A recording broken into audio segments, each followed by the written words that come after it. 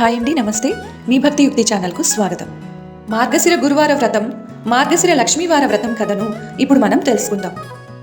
మార్గశిర మాసంలో వచ్చే ప్రతి గురువారం లేదా లక్ష్మీవారం రోజు చేసే లక్ష్మీ పూజను మార్గశిర లక్ష్మీవార వ్రతం అంటాం. ఏడాదికి ఒక్కసారి వచ్చే మార్గశిర మాసం రోజు ఈ లక్ష్మీ పూజను ఆచరించడం శ్రేష్టమైనది. ఈ గురువార వ్రతం లక్ష్మీదేవికి చాలా ఇష్టమైనదని పరాశర మహర్షి నారదుడికి తెలిపారు.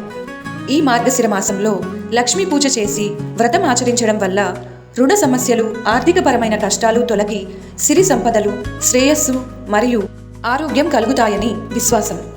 ఈ క్రమంలో మార్గశిర లక్ష్మీవార వ్రత కథను గురించి తెలుసుకుందాం. హిందూ సంప్రదాయంలో పూజలు, వ్రతాలు ఒక భాగం.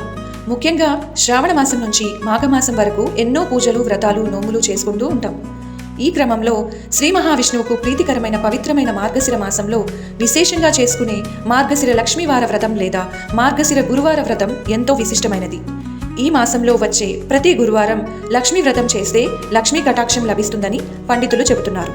అంతేకాకుండా ఈ మార్గశిర గురువారాలు ఏ స్త్రీ అయినా ఇంటిని శుభ్రంగా ఉంచి దీపాలు వెలిగించి భక్తి శ్రద్ధలతో లక్ష్మీదేవిని పూజిస్తుందో వారికి జీవితంలో రుణ బాధలు, దారిద్ర్య బాధలు ఉండవట. లక్ష్మీ కటాక్షం కలుగుతుందట. లక్ష్మీ కటాక్షం అంటే ఆరోగ్యం, కుటుంబంలో సౌఖ్యము, సౌభాగ్య ప్రాప్తి, సుఖం, ఆనందం, ధనం అని అర్థం. ఈ క్రమంలో పూర్తి గురువార లక్ష్మీ వ్రత కథను, ప్రతి వారం నివేదించవలసిన నైవేద్యాలు, పఠించవలసిన మంత్రాలు మొదలగు వాటి గురించి తెలుసుకోవడానికి మా భక్తి యుక్తి ఛానల్ వీడియోస్లో కానీ కింద కనబర్చిన లింక్ ద్వారా కానీ చూడగలరని మనవి. ధన్యవాదాలు.